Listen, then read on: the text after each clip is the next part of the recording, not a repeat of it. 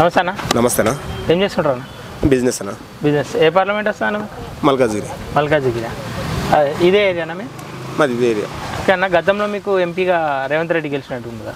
మన రేవంత్ ఎట్లా అయిన వల్ల ఏమైనా డెవలప్మెంట్స్ జరిగినాయి? డెవలప్మెంట్ లేదు, వచ్చి చూసిందే లేదు జవహర్నగర్కి. నాకు మల్కాజ్గిరి మరో ఆయుధంగా మారింది, దీన్ని డెవలప్ చేస్తా అని చెప్పేసి గతంలో అనేక సార్లు వ్యాఖ్యలు చేసి మాటలకే పరిమితమైనవి, చేతలతో ఏం లేవు. ఓకే, ఇప్పుడు రాష్ట్రంలో సీఎంగా గెలిచిండు ఆయన, ఇప్పుడు కాంగ్రెస్ నుండి సీఎంగా ఉన్నాడు. ఎప్పుడన్నా నచ్చిందన్న ఇటు ఈ ప్రజలను చూసిండా? వచ్చి అది మాటలతో పరిమితంతో పాటు జవహర్ నగర్ కానీ భారతదేశం మన తెలంగాణ రాష్ట్రానికి ఆయన సీఎం అయింది అన్ఎక్స్పెక్టెడ్గా. ఆయన కూడా నేను సీఎం అయితే అని ఊహించుకోలేదు. ఓకే, మీ కళలో కూడా ఎంపీ రాష్ట్రం సీఎం అయిన అంటే సంతోషం లేదా మీకు? మా ఎంపీ రాష్ట్రానికి సీఎం అయినా సంతోషం, కానీ అది పరిపాలన ఎట్లా ఉండాలి కదా. అప్పుడు గతంలో పార్లమెంటు మెంబర్ గెలిచినప్పుడు అక్కడ కొడంగల్లో ఓడగొడితే ఇక్కడ మల్కాజ్గిరి అనే కేసీఆర్ అన్న తొక్కితే ఆ విధంగా మళ్ళీ మల్కాజ్గిరిలో మనం గెలిపించుకున్నారు.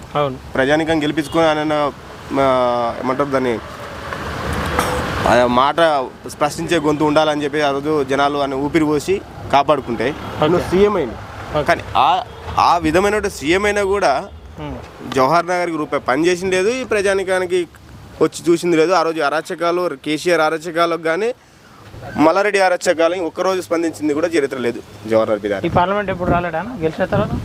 లేదు, సీఎంగా గెలిచినప్పుడు కూడా ఒకసారి వచ్చింది, కానీ అది ఏదో డెంటల్ కాలేజ్ దగ్గర ఆ కార్యక్రమంకి వచ్చి డెంటల్ కాలేజ్ లోపల నుంచి వెళ్ళిపోయింది. ఓకే, మీ ఏరియాకు మల్లారెడ్డి ఎమ్మెల్యేగా ఉన్నాడు కదా? మల్లారెడ్డి. ఏమైనా మార్పు జరిగిందన్న? గతంలో వాళ్ళ ప్రభుత్వమే ఉంది, వాళ్ళు మారిరు అంటే 1,00,000 నుంచి 10 కోట్లకు 100 కోట్లకు వాళ్ళ అంకెలు పెరిగినాయి ఆర్థికంగా వాళ్ళు. ఓకేనా, ప్రస్తుతం పార్లమెంట్ ఎన్నికలు రాబోతుంది.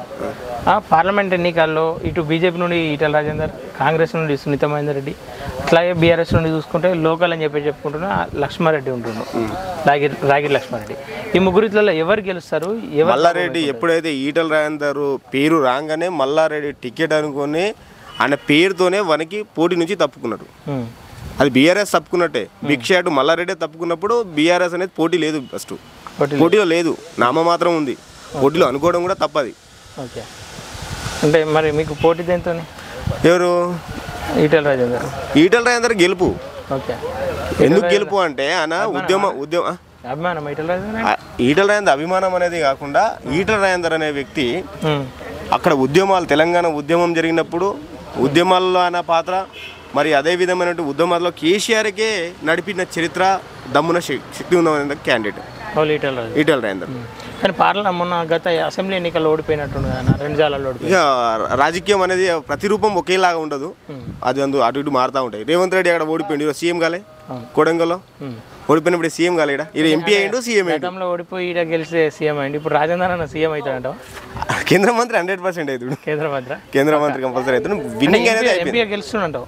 ఎంపీ 100% గెలుస్తుంది. కానీ బాగా బలంగా ఇక్కడ కాంగ్రెస్ పుంజుకుంటుంది అంటారు కదా. ఇప్పుడు మనసులో తెల్ల సెట్ ఉన్న అందరూ కన్నులు మారినంత మాత్రాల ఓటర్లు మారరు. ఓటర్ ఎవరిని వేయాలన్నది బాగా తెలివిగా ఆలోచిస్తుంటారు.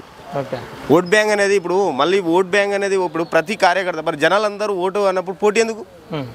ఇప్పుడు జవహర్ మేయర్ ఉండే మనకు గతంలో, మేయర్ అయినప్పుడు ఆయన అనుచరులకు ఆయన కాపాడుకోవచ్చు కదా. ఆయన కాపాడుకోలేనప్పుడు ఓడిపోయినట్టే కదా. రాత్రికి రాత్రి వీళ్ళ స్వలాభం కోసం రాజకీయంలో మాత్రమే ఉన్నారు, అది జనాలకు బాగా తెలుసు. వీళ్ళ ఆస్తుల కోసమే, వీళ్ళ స్వలాభం కోసమే రాజకీయంలో ఉంటూ కండువాళ్ళు కలర్లు గంగిరెద్దుల కలర్లు మార్చుకుంటారు వీళ్ళు. కానీ వీళ్ళకు ప్రజల పబ్లిక్ మీద ఎలాంటి ప్రేమ అభిమానం ఉండదు. ఆ రోజు కరోనా టైంలో ఈటెల రాజేందర్ అన్న కేసీఆర్ ఇది చేసినా కానీ అది హెల్త్ మినిస్టర్ అప్పుడు ఆయన. కరోనా టైంలో ఇంట్లోకి వెళ్ళి బయటికి రాలి వీళ్ళందరూ. ఆయన హాస్పిటల్, ఉస్మానియా హాస్పిటల్ కానీ అలాంటి హాస్పిటల్లోకి పోయి తిరిగిండు. ఓకే, కానీ ఈ పార్లమెంట్ పరిధిలో ఆయన భూ కబ్జాలు చేసినని చెప్పేసి ఆయన మీద గతంలో ఆరోపణలు కూడా వచ్చినాయి. ఇప్పుడు కేసీఆర్ ఆయన స్వలాభం కోసం ఎవరి మీద బ్రెస్ తీసుకుని రాస్తారు, దాన్ని తీస్తుంది. అట్లా అనుకుంటే మరి కేటీఆర్ ఏంది, కవిత ఏంది, మరి హరీష్ రావు పాత్ర కూడా రేపు వెళ్తుంది. సరే, మొత్తం మీద పార్లమెంట్ ఎన్నికలు ఎవరు గెలుస్తారంటున్నాం? అసలు ఈటెల రాజేందర్ అన్నకు పోటీ లేదు, గెలుపు ఎప్పుడో అయిపోయింది. ఆయనకు ఒకటే నేను చెప్పేది, ఎందుకు గెలుపు అంటే మల్లారెడ్డి కంటే భిక్షాటు ఇక్కడ ఎవ్వరు లేరు. ఆ భిక్షాటే వెనక్కి జరిగింది. అప్పుడే ఆయన పేరు రాగానే ఓటమికి అంగీకరించుకున్నారు వాళ్ళు. ఇక సునీత లక్ష్మి మహేందర్ రెడ్డి అనేది ఇంకా మనకు సమాజంలో ఎవరు కూడా అంత పరిచయం లేదు. అంత ఏం లేదు. ఓకేనా, మొత్తం ఏ పార్టీ గెలుస్తుంది అంటున్నావు ఇప్పుడు? బీఆర్ఏ మన మళ్ళీ ఇటు రాజేంద్ర అనే గెలుస్తారు. రాజేంద్ర గెలుస్తారు. పార్టీ ఏదైనా ఉండొచ్చు కానీ రాజేంద్ర అనే 100% గెలుస్తుంది. ఓకేనా, థ్యాంక్ యూ.